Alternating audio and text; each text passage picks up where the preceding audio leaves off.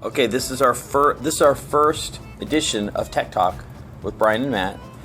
Brian, what did we talk about that we would be recording today? It's a good question, Matt. What do the people want to hear? I don't know. I didn't think this through. So, why don't you give everybody a little tech tip on when they're trying to figure out their server? Specifically, why don't you tell them the advantages and disadvantages of having a virtual server as opposed to having one on property? Virtual server. I really have to really just bring him along here. He's a little stiff. Yeah, Okay, go ahead. Virtual server is definitely the way to go. Having it's called a hypervisor. I don't want to get too technical, but having virtual servers on top of a physical box is getting a little technical. Stop apologizing for your. Just be you. You be you, and I'll be me. I'll tell if you're getting too technical. Sure. Virtual server is the way to go. It lets you run multiple operating systems on top of one physical. What does that even mean, multiple operating? So if I have a virtual server, what can I run on it?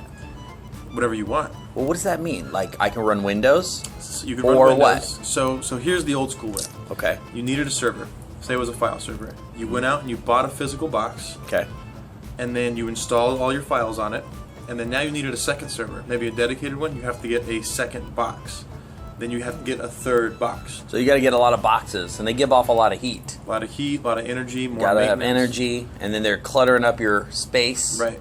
You know, I'm not that good, so they could say, hey, we need to fire you so we can put more boxes where your desk is. Something like that. Right. Absolutely. So now, the new way. The new way is you invest more money into one redundant box. It's got redundancy in it. It's a lot faster. And then you can run multiple servers on top of one box. Oh, multiple servers. And what does redundancy mean? Redundancy means having multiple hard drives in there, multiple power supplies.